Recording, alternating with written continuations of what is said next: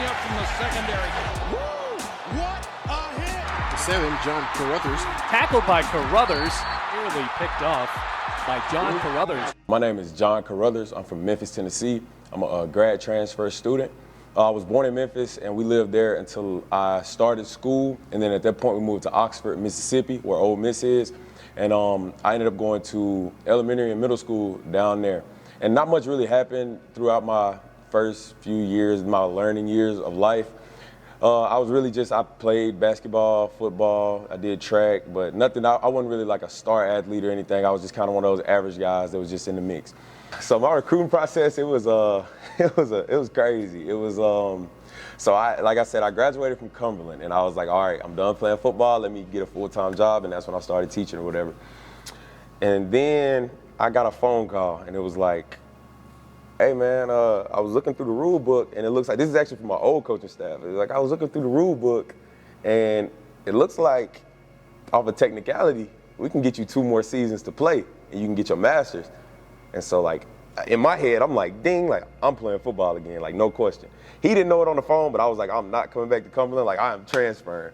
And so I'm like, all right, cool, awesome. So as soon as I started like hitting up every coach like I could think of, I hit up like Georgetown, University of Cumberland, Lindsey Wilson, Campbellsville, just literally every school in the conference. Like I hit them up, and then once coaches started to realize that I was looking for a new home, they started to like hit me up, like send me emails back and like reach out to me, because technically I wasn't an athlete anymore, I wasn't even in school anymore. Campbellsville was always number 1 on my list. I was like, if Campbellsville offers me, like that's where I'm going, no question, because I had played here the year before, and we of course beat y'all, but it was like, I looked at the facilities, I was like, man, this is crazy, like this is an NAIA school, like they got all this nice stuff, they got the Jumbotron, they got these nice locker rooms, they getting everything redone. And so I'm like, yeah, like this is where I want to be. Like this is where I want to play at. If I was to go to another school, this is where I want to be. And it's like the man above heard me say that, and he was like, no, we're gonna make you wait this out. So Campbellsville did not show me any interest, like at all, like zero interest. Wouldn't call me back, wouldn't return my text, like anything.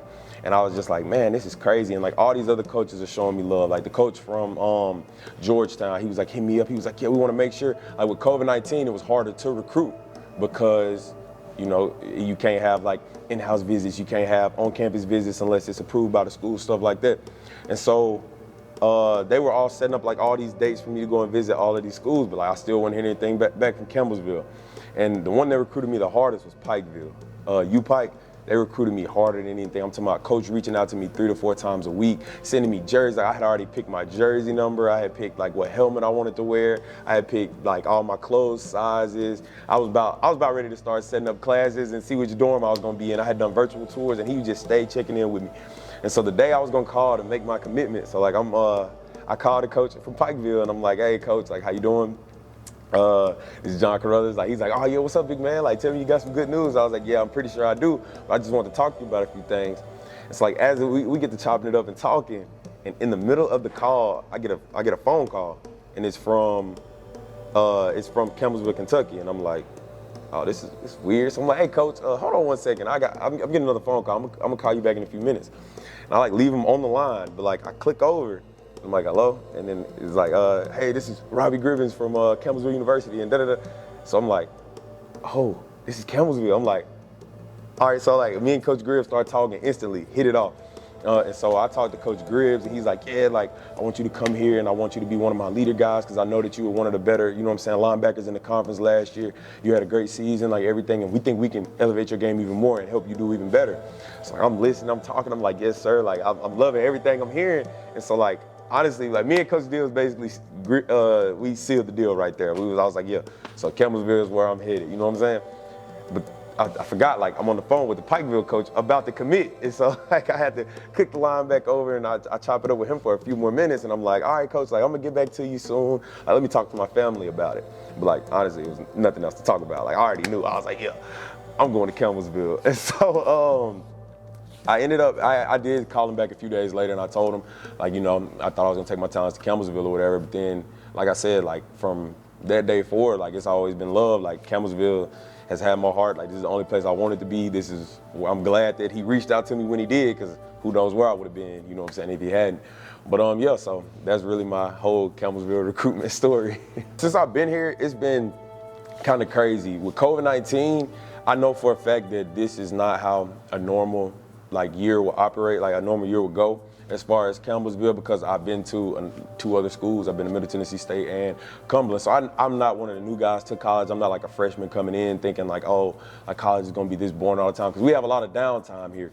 But I mean, it's been really good, like as far as trying to keep us safe, keep us healthy, keep everybody out the way. Like, they do a great job of doing that, enforcing all the policies and everything. But like for me personally, like my personal experience, at first it was kind of weird, like, cause every other school I had been to, it was like I was a nobody that became that guy and people knew who I was. But this one, like this school, I was already somebody, if that makes sense. I was already, like, I don't like to even use the word, but I was already like famous or like a celebrity before I came here. So like as soon as I announced that I was committing, like I'm talking about like all my social medias, like people hitting me up, like DMing me like, oh, that's crazy, you coming to the same school as me, like bro, that's like, we gotta get up, bro, like, you know what I'm saying, stuff like that. And I wasn't used to that. And then, so I'm thinking like, okay, when I get to school there, like everybody, you know what I'm saying, I'm gonna have a lot of friends and this and that.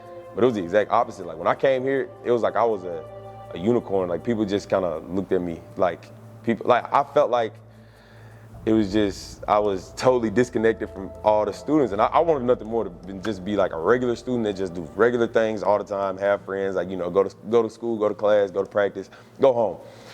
But it wasn't like that at all. Like people just kind of looked at me like they were almost scared to talk to me. And I'm like, dude, I'm definitely the nicest person. Like if you watch my videos, you'll know for a fact I'm the nicest person out of like everybody in the world. Like I talk to anybody. I love meeting new people and stuff like that.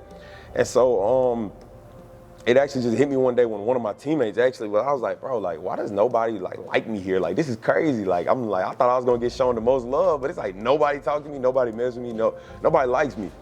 And then he just told me, he was like, well, to be honest, bro, everybody thinks in their head, like he told me that everybody thinks that it's like, I think I'm better than, you know, the average common person. And I'm like, what, like, are you serious? They thought I wasn't speaking to people because I thought I was better than them, when really I was not speaking to people because nobody was speaking to me and nobody was showing me any love. So I just kind of was like, let me just stay in my own lane. And so once he kind of told me that, that's when I was like, all right, something got to change. I was like, I know for a fact all the thousands of students here are not going to change, so I'm going to be the change. So then that's when I started like reaching out and talking to people and like having fun and like, you know what I'm saying, like walking by people in the cab and being like, what's up, brother? Like, you know, everything going good. And so after I started to open up, the whole student body like really opened up to me. And now like I can, you know what I'm saying, to feel like I can talk to anybody, chop it up with anybody. I feel like loved here and everything. And so that was really my experience. Like that first 2 weeks, it was like, everybody hate me. But now it's like I see love from literally everybody everywhere, and it's amazing. I love it. Football field, I'm definitely trying to get another ring. That's one of my biggest things. I need another ring, whether it's conference, national. I want a national championship ring, but I really need that conference ring because I've been in this conference for 2 years now, and I haven't won a conference championship. I've been close, but I haven't won one, so I need that, like, most definitely. And then I also have a personal goal for myself. We only play 7 games this season. I want 100 tackles in 7 games, which that's gonna be hard to do, but it's not impossible. It can be done. And I know if I get that 100 tackles, I'm definitely gonna be an All-American, because that's, like, you know, I'm one of the oldest guys on the team. I'm one of the oldest guys in the country. And so I definitely need to be like at that All-American status at some point in my career here. So that's like one of my biggest goals. And I want to have like at least a top 5 defense in the nation. I feel like that'll be a great goal for us to set for ourselves, and a good standard to hold ourselves to. It's top 5 in the nation. So actually, my first position in football, I played center. I was snapping the ball. I played offensive line, and I played that all the way up to like the 9th grade. Like I was literally the smallest center you could ever imagine, but I did it well. And so then I was like, all right, man, I'm tired of snapping the ball, and only time I touch the ball is to snap it to the quarterback. So I was like, I'm about to play defense. And so in high school, I literally played everything. I was a Swiss Army knife. I played corner, I played DN, I played inside linebacker, outside linebacker, nickel, and safety. And so once I got to college, it was like I had to choose one. So I chose to play safety. So because I was tall and kind of lean, but I was like built. So I was like, yeah, I wasn't the fastest guy, but I wasn't the slowest either. So I was like, yeah, I'm gonna play safety. So I played safety for a couple years, and then once I first got to Middle Tennessee, I was a running back. I played running back in Middle Tennessee my first year, which everything was good. It was cool. I mean, I liked running the ball, but I didn't really like getting hit that much. So I was like, hey, can I go back to the defensive side of the ball? And that's what they put me at, like what we called it walk, which is like an outside linebacker, like a nickel. And so that's what I played at Middle Tennessee, because I was one of the, like our inside linebackers, like Darius Harris, he was like 6'3", 240, 250. And our other linebacker, DJ, he was like 6'2", 230. You know what I'm saying? I was like, I'm like 6'1", 200 at this time. So I played like the outside linebacker position. And it was all good, everything was cool. But then when I went back to Cumberland, I played safety again. I went back to playing safety until we had a couple injuries at linebacker. We had a couple guys that didn't come back to play linebacker, so they moved me down to inside backer. So I gained up to like 225. I was about 228 pounds playing my last season, so I played inside backer. And that's just really where I felt like I had the most tackles I've ever had. I had like 80-some tackles in the season, and I was like, all right, like, yeah. This is where I need to be. I need to stay a linebacker, stop moving around so much. And so that's where I am here, playing inside linebacker. And my play style, I would just say, is fast, aggressive, and it's just finesse. Like, I play with finesse. I feel like I don't want concussions. I don't want to have headaches, concussions, I don't want to be aching at all. So it's like once I get up there, it's like if I can beat you with speed, I'm gonna beat you with speed every time. But as soon as you think that I'm gonna try to speed past you, I'm gonna run right through your face and then, destroy you, put you in the ground. And it's gonna be simple as that. Future generation targets come.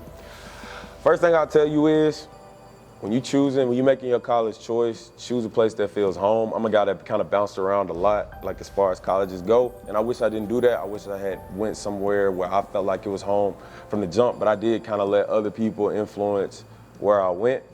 And so don't do that. Just go where you feel like you can have the biggest impact. It don't have to be the biggest school. It doesn't have to be the small school, but you feel like you will thrive, succeed, and be successful, and you'll make a big impact. Go there.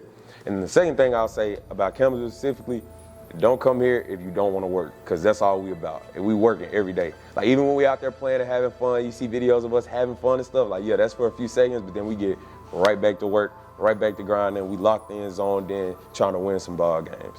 And so that's one thing I'll say to people that choose Campbellsville. Like, you're gonna feel like a family coach is gonna love you up, and they'll be your best friend outside of football, outside of your sport, outside of anything you do. But then once you in that playing field where you need to focus, like, they're gonna be on you. They're gonna coach you hard because they want you to be successful. So they're gonna coach you hard, and it's like a family. I mean, you got to show tough love sometimes. So definitely, like, anticipate that, but we're gonna have fun, and it's gonna be fun while you're here.